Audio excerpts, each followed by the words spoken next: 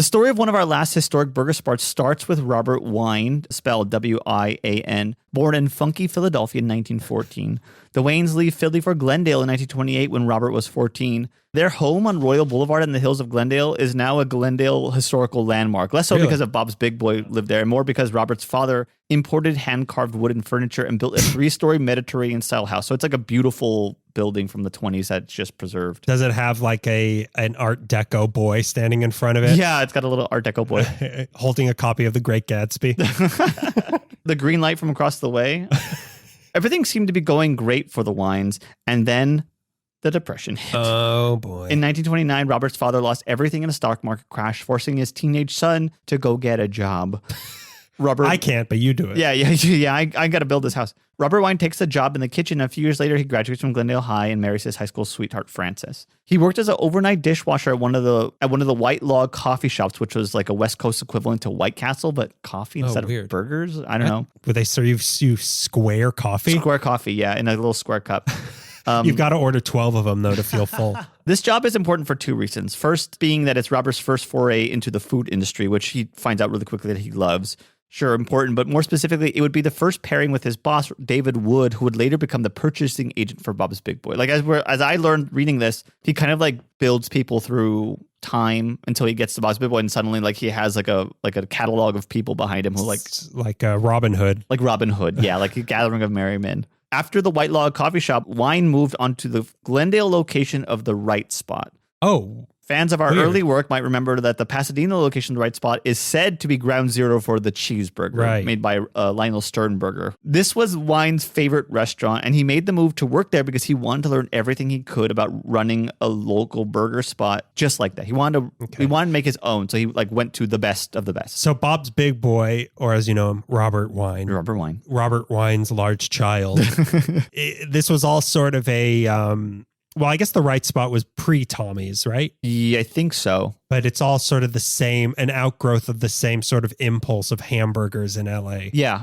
Hamburgers and... Faster car food. Yeah, that's what I was trying to get at. Faster car food. Which is gasoline, but for people, in people terms, it's hamburgers. In the 20s, everything was different. Through his time at the Right Spot, he was promoted from dishwasher to fry cook and kept moving up. His boss there was Leonard Dunnigan, another character that Wine would bring into Bob's Big Boy. That was going to become his vice president and general manager of Bob's. Now, after gaining enough spirits and learning from the masters and meeting people that would affect his life later, Robert Wine was ready to step out on his own. In August of 1936, the 23-year-old busboy sold his beloved 1932 DeSoto Roadster for $350, borrowed another $50 from his dad, and bought a 10-stool hamburger stand at 900 East Colorado by Cedar Street on the lot where growing up my Blockbuster was in Eagle Rock. It was on the same lot as that. And now it's a Sherman-Williams and there's a Little Caesar there. But it's on that lot in between. It was when he opened it between a liquor store and a nursery. He took recipes and techniques he learned from the White Lodge and Bright Spot along. Are you describing the plot of Twin Peaks now? I keep writing White Lodge as White Log. The White Log coffee shop and the Right Spot. He took things that he knew, recipes that he learned from both places, and then applied it to his new... I mean, you could see this as a Robin Hood, Merry Men thing. He's also just stealing. He kind of is... corporate espionage is what's happening. Yeah, he's been taking notes this whole time. Empty your pockets when he leaves every night. You've been fired. Turn in your spatula and all of your recipes you've been keystering. Oh, he called it Bob's Pantry originally. Almost, yeah. And now that the pantry's open, what's the size of this pantry? It's 10 stools big. It's so Bob's small pantry. Bob's small pantry. Bob's walk-in pantry. And now that the pantry's open, things start happening. In 1937, a year after the place opened up, a group of musicians from Chuck Foster's big band was hanging out and eating, and jokingly asked Wine to come up with, quote unquote, something different for a change. This might have been this was Bob's Big Band. And this chapter is called Bob's Big Band. If this was the Ken Burns documentary, title card would come up. This might have been a goof 'em up by them, but Wine took this as a challenge. Dream up something different in the field of hamburgers. So he did. He took a sesame seed bun and sliced it into 3 thinner buns and placed 2 hamburger patties between them, tossing in lettuce, cheese, and his red relish he took from the Right Spot. This was something different for a change. This was the double-deck hamburger, one of the cornerstones of Bob's Big Boy, as it says on the sign. The home of the double-deck hamburger. This is also, at the time they made it, the Big Boy. The Big Boy burger. Okay. And the burger was originally affectionately called the Big Boy. The burger... This just in, Big Band buys Big Boy. Interesting. This concept and design would be stolen by burger places all over. So he invented California. the double-decker, like a double-double, basically. Yeah, basically a double-double. But like double-double, sometimes just like two patties stacked up. This was like a bread in between. It's a Big Mac. A Big Mac, yeah. He invented it. And he would later, I mean, I don't know if he would later say, but wait a minute. Big Boy. Big Mac. What the hell? Yeah. Oh my God. This is everyone's stealing everyone's ideas. It's like the Da Vinci Code. I haven't had a revelation like this since the Da Vinci Code. Yeah. A lot of Fibonacci sequence. Was that also a hamburger? The Big Vatican. The Big Vat. The Big Vat, yeah. But the double deck hamburger is only one half of what makes Bob's Big Boy. A quadruple decker? You're going to keep stacking it up? It's only one half of what makes Bob's Big Boy iconic. Because McDonald's has the golden arches, Walt has Mickey, and Bob's Big Boy has a big boy. Right. It's now time to talk about you sent me this picture. Little 6-year-old Richard Woodruff, a corpulent little cutie who used to cherubic little boy who used to come in on his own and trade chores for burgers and would stay. He would stay. Wait a minute. Literally describing is this Bluto? Wimpy, not Bluto. I wrote in here Wimpy year one. He would stay at the counter and eat as many hamburgers as he could work off until his grandma would show up and drag him out of there. Oh my God. I would gladly pay you Tuesday for a hamburger today. Just don't tell my grandma. Just please, we got to do it before we got to speed this thing up because I hear my grandma's slippers. The chanclas are... No, they are on their way. They're getting louder. Now, also hanging around Bob's was a friend of Robert's named Ben Washam, who was a fellow fry cook when he worked at the White Log, but now... He should be the dishwasher, though. He should wash him. But now he was an animation artist at Warner Brothers. Oh. One day, witnessing Woodruff scarf down some burgers, he doodled the kid's caricature on a napkin while eating lunch. Wine saw the doodle and offered to buy it from Washam, but he was like, they were pals, so he just gave it to him for free.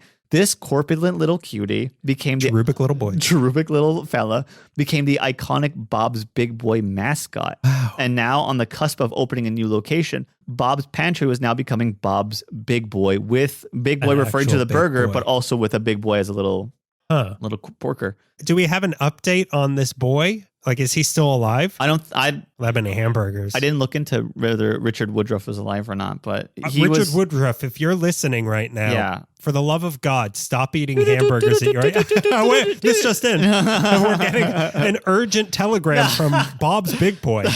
Please stop calling me corpulent. I'm cherubic. Even as an adult, I'm cherubic. I'm still cherubic. I'm an elder cherubic. Well, what year was this? This was 1936. Okay, so he's probably... Wait, in his 90s. He would probably be in his hundreds right now. Maybe. And if he was eating this many... If he was as cherubic as you're describing him, and he was eating that many hamburgers, I'm going to say he didn't live past 100. But he lived a good life. He lived a great life. Trading chores for burgers. Not only did he live a great life, he lived the dream. The dream, as some would say. Now, the second location of Bob's opened up in Burbank in 1938. I'm not really sure where. It's the third location, Bob's Big Boy. That is it's like another piece to the legend. Another piece of the puzzle is the legend of Bob's Big Boy. Right. Sitting to this day at 4211 Riverside Drive in Burbank is the streamlined, modern wonder that is Bob's Big Boy. The big Bob's Big Boy. Right. The location was built in 1949 by two locals, Scott McDonald and Ward Albert, who I could not find any information about, but it was designed by legendary Googie designer Wayne McAllister, who was behind a lot of iconic Las Vegas casinos, as well as a lot of diners in LA like Norm's and Ships. According to McAllister, the design for Bob's was the World's Fair Pavilion of the pre-war period by its long, low, horizontal roofline and wide canopies.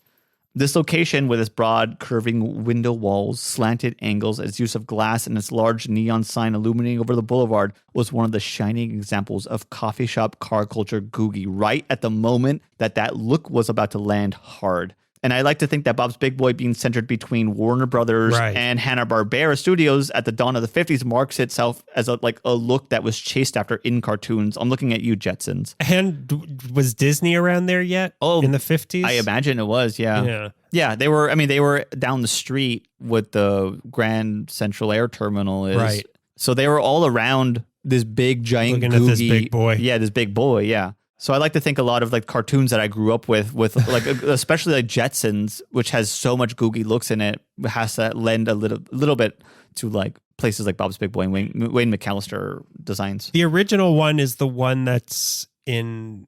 Where is it? It's on Glendale, on Colorado Boulevard. It's no longer there. But then what about the location that we went to for our hit viral video in whatever city that was? Oh, there's one in Sun Valley. No. The one that we filmed in front of. It's in Downey. Downey. So what location is the Downey one? I don't know. It came around a little bit later. Okay, because that's one of the ones... That's one that they're striving to make look googie, but I don't know how old that one is. I didn't look into that one. I was thinking more about the ones that are in the Valley, like the one that's on... I think there's only one. Yeah, I think the one in Sun Valley closed. There's one at that Target on... Oh yeah, the Sun Valley one is closed. Yeah. As far as I'm aware, there is not another Bob's Big Boy. Yeah, a lot of them closed. There's one that was by a Target like on Nordhoff, not Tampa. What's the one after Tampa? Okay, yeah, maybe that one. I don't know if that one's still open. It's like... Get the car ready.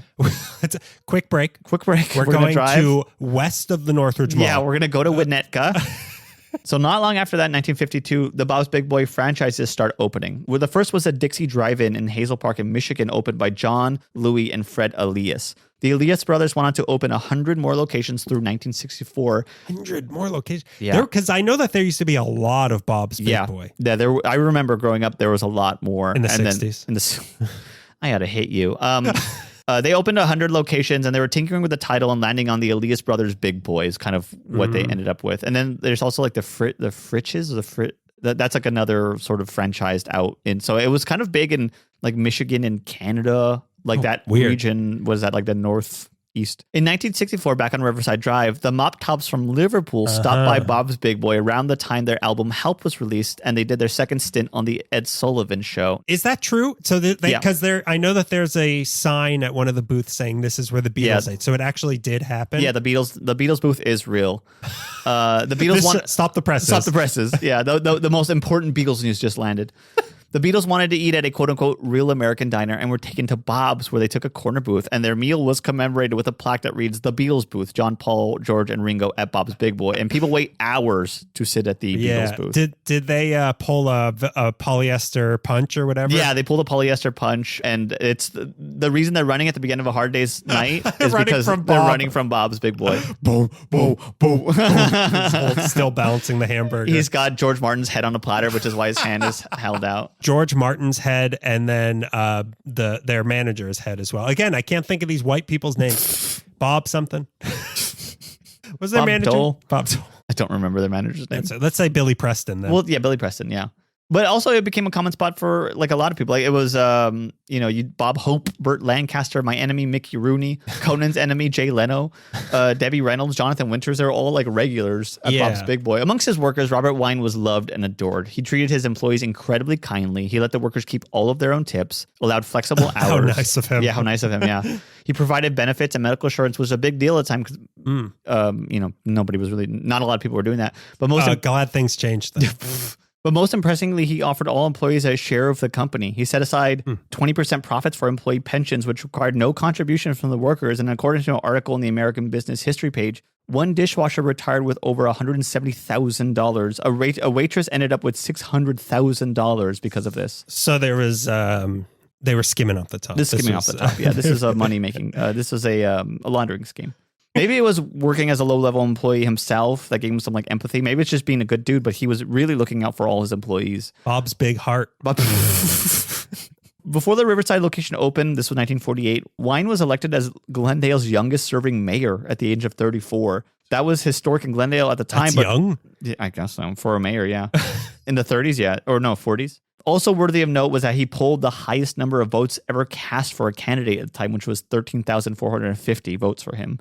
God. He served from October. There were that many people in Glendale back then? That's kind of what I thought, too. I'm like, how popular is Glendale? I thought it was a ghost town.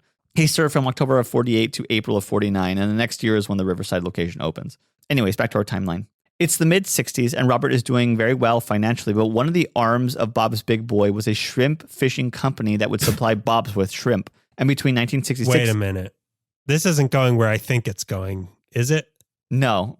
Big Bubba Grump shrimp? No, it's not. Bubba Grump. Bubba Grump, yeah. Not Bubba Gump. We're talking about Bubba Grumps. Yeah, okay, so this is... He's trying to catch the white whale, right? I've read books before. So the Bob statue didn't crack open and the anthropomorphic shrimp didn't walk out of it from Bubba Gump, right? No, that did not happen. All right. He had a shrimp supply operation. The shrimp operation lost the company $3 million, and this was seen as a catastrophe.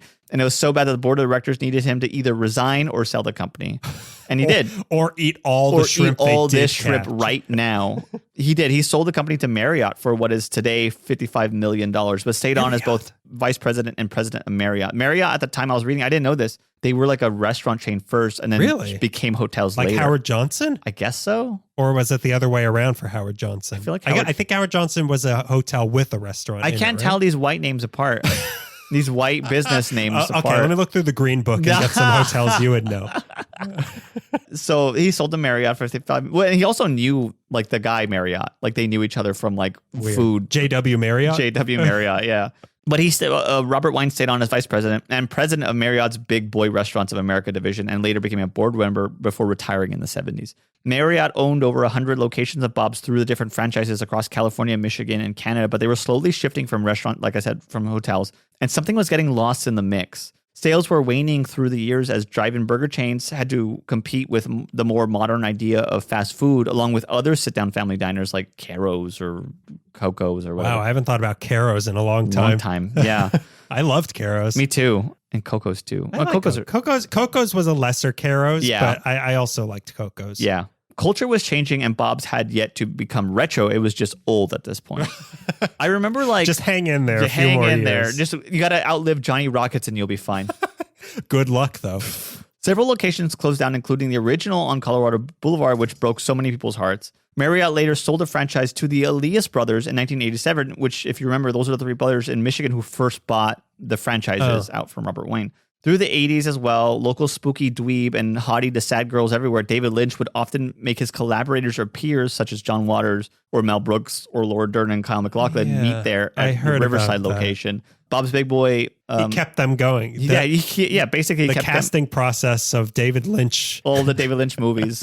The David Lynch kept joints. them afloat. Yeah. Somebody on the set working on Lynch's Dune even made a little mock-up of Bob's Big Boy fashioned to look like... Was it Sting? No, somebody just made Bob's Big Boy mascot look like Paul Atreides. Oh, that's kind of cool. Yeah, it's pretty cool. Speaking of Dune, I'm on Dune Messiah now. In case anyone's interested, I can make Dune Messiah references now. Like last month where I was doing... Nobody will know what that means until the movie comes out. Just so you know. You'll know. Oh, but I'll make you know.